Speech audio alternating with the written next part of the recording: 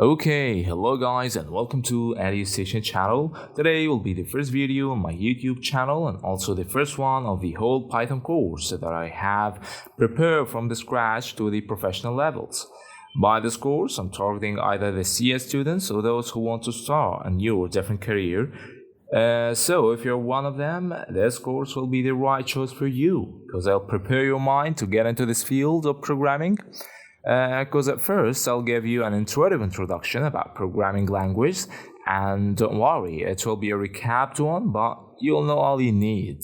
Then I will move to our main topic in this course, and I'll give you an introduction to Python, and this introduction will be subdivided into two main sections.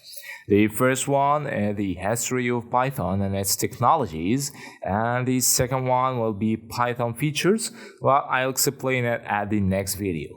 Okay, now let's talk about the programming language and let's define what are they and the main types of programming languages. Okay, the programming languages are the instructions that tells the computer what to do. And the computer cannot understand the normal human language.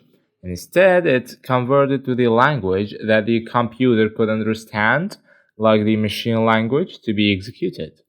And we say that the programming languages are divided into two types or sections, the low-level language and the high-level language. Now let's define and explain the low-level language. Actually, those are language that require knowing how each CPU works, and this type of language is close to machine language and is machine dependent. Also, its code is written in ones and zeros form, which is the binary form, or in mnemonics. And mnemonics means a word that represents a function of a specific piece of code. And this function actually holds the code inside of it without needing to implement it again, so you can use it directly as it saves our time. Okay, some examples about the low-level language. We have the machine language and the assembly language. And what is the machine language? It is the computer's native language, which is a set of primitive instructions in the form of a binary code, ones and zeros, and this machine code is compiled and executed, but don't forget that it's specific for each CPU. For example, if we want to add two numbers, then we need to write the instruction in binary code as follow: 110110, blah blah blah till the end. Okay. Now let's talk about the assembly language and let's demonstrate it. Okay, it's a programming language that comes after the machine language to solve its difficulty of writing its code, so it becomes more easier and handy than the machine language, as it uses short descriptive words called mnemonics, and we shows or said what are mnemonics previously, and those mnemonics represent each operation and instruction in the machine language. For example, if we want to add two numbers, then you need to write the mnemonic and the mnemonic add.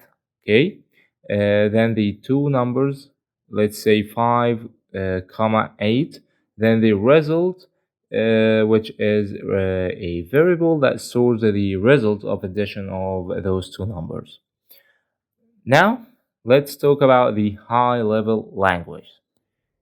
Those high-level languages are similar to English and so easy while learning and using. So it has two main characteristics: easy syntax, and the instructions written in this language is called statements. And also, there's a note that any code for any program written in high-level language like Python is called a source code, and the computer cannot execute it before translating it to the native machine language using a programming tool that should be installed in your device called the compiler or the interpreter. Examples on those high-level languages, we have Fortran, Basic, C Sharp, C, Ruby, C++, and definitely Python. Actually, those programming languages or the high-level programming languages are categorized into two types. We have compiled language like C or C++, and also we have interpreted language like Java and Python. At those compiled languages, the source code is compiled directly to the machine code, while at the interpreted language, the source code is first interpreted to an intermediate language code or ILC that is called a bytecode. Then this bytecode goes through the compilation process to be converted to the machine code that the computer could understand. So here we say that Python is slower than the C language, C++, because of the time of the intermediate process that takes to interpret the source code to the machine code then being compiled. But I see that it's not a big problem for Python, as it's also a fast language that you could depend on it in its performance. And actually both the compilers and interpreters are not installed explicitly, but they are installed or added implicitly to your machine directly after installing the language package in your operating system. And I'll show you how to do this in a separate video, whether installing Python on Windows or Linux. It's a very simple process. And there is a slight difference between the compiler and the interpreter that I want you to know for now, until I make a separate video trying to explain them more and and what actually happens behind the scenes, their different code executing mechanisms. Now, those main differences are that the compiler compiled the whole source code as one piece and then executed directly, while the interpreter first translates each statement from the source code sequentially or line by line and execute each line separately and compile it. Okay, and that's why we say that Python could takes more time in executing, and it's more slower than C++, or we could say it's slightly slower than them. Okay, that's it. Okay, there's an example. If we want to add two numbers in Python and print the result on the screen, then we write the print function, which is a built-in function in Python, and open two parentheses, then write 2 plus 3 that we will print our desired result. Yeah, and that's it. Okay, now let's move on to Python history. Actually, Python was first imagined as a programming language in the late of 1980s. It's implemented for the first time by Guido van Rossum, and this is his picture, in 1989 at CWI, which is Centrum Wisconsin, an Informatica research center that concerns with mathematics and applied theories in computer science field, and it's established since 1946. Actually, Python is considered as a successor for or of ABC programming language, which is an imperative and general purpose programming language developed by the same research center, CWI, and it was more readable than C and Pascal at that time. We need to know also that Python was named after the well-known British comedian TV show that is called Monty Python. And also, Van Rossum published the early version of Python code, which is the version 0.9 in 1991.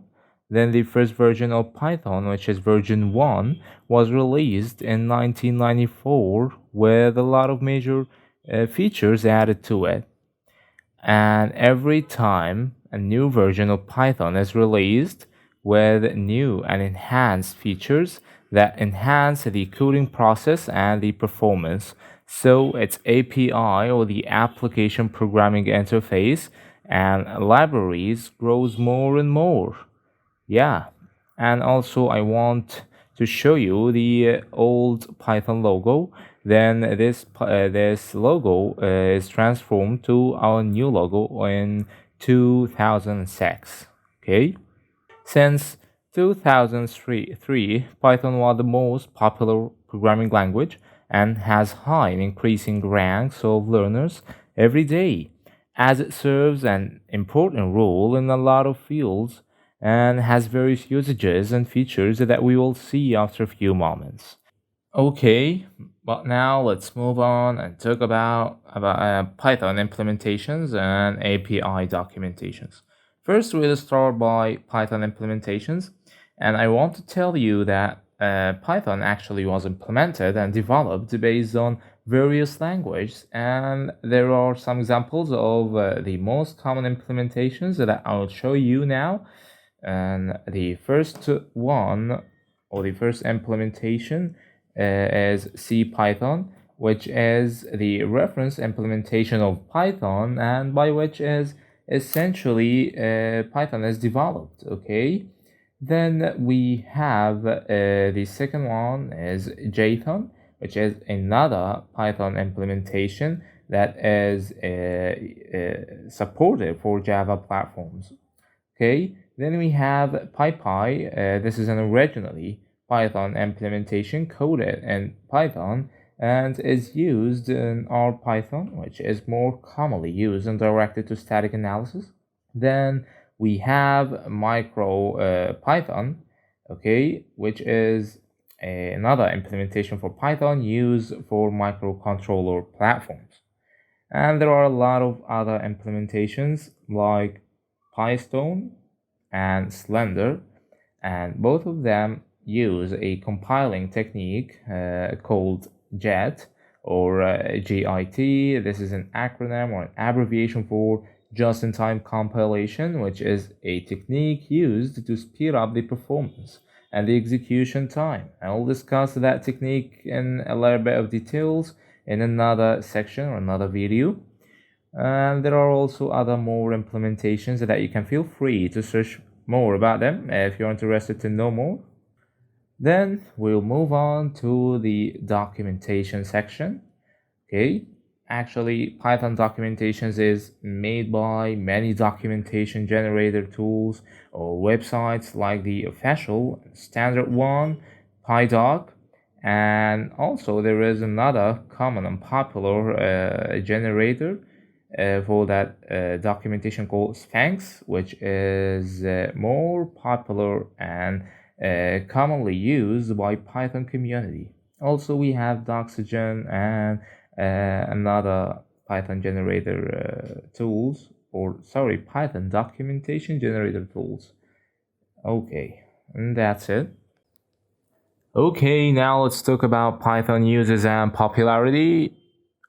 Actually, Python is used in various fields and has a solid structure in each field that depends on the libraries that is developed for specific purposes, and each library, a group of libraries, can serve a specific field.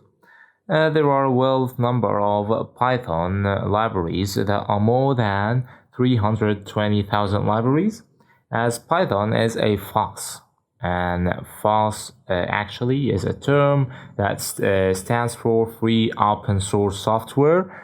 So any programmer can build his own library and modules and publish it to the Python community for using it.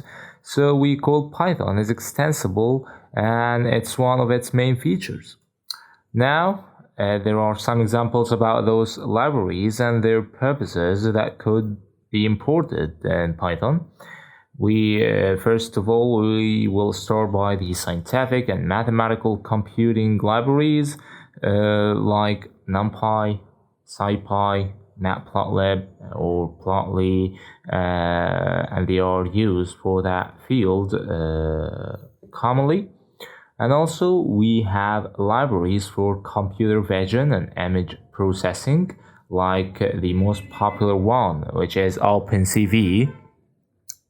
Also, there are libraries for data analysis and visualizations like Pandas and Seaborn, along with NumPy and Matplotlib. They are used together for the data analysis operations or processes.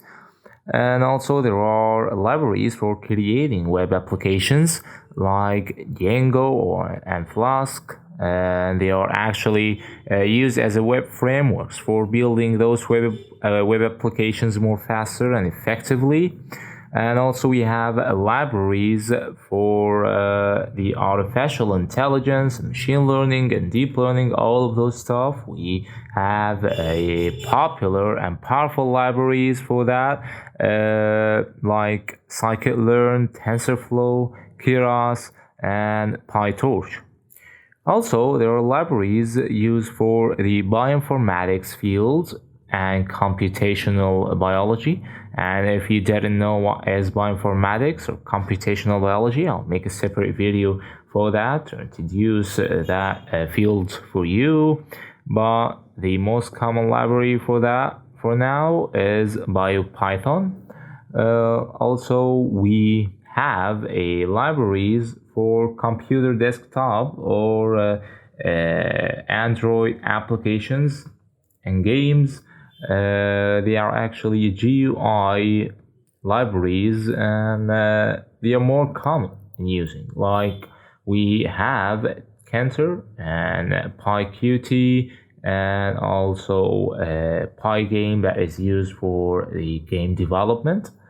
And also there are much more libraries, but those are the most common libraries that you will be exposed to them while you are coding or working in Python. Python is so popular, so it's used widely in big organizations and industries. For example, we have Facebook, Instagram, Twitter, Netflix, Reddit, Spotify, Amazon, NASA, and much more. And also it's embedded in various software systems like GIMP, Blender, and also AutoCAD 3D Max, and also in ROS. And as you know, that ROS is a robotics operating system, and this used in a robotics company widely, and it depends on Python, including the scripts for messages and actions made by any robot machine. So we can say that Tesla company of the legend Elon Musk depends mostly on Python and its dependent technologies, and developing most of its new future technologies like self-driving electric cars and the rockets that he launched to the space. That has a lot of raw math and physics programming with the help of Python and other software systems, definitely, and used finally in his upcoming robotics project. Yeah, that's it. Also, we will mention that Python is used in operating system building process. For example, it's used in most of the Windows and Mac OS, and also the Linux and Unix operating systems. Okay.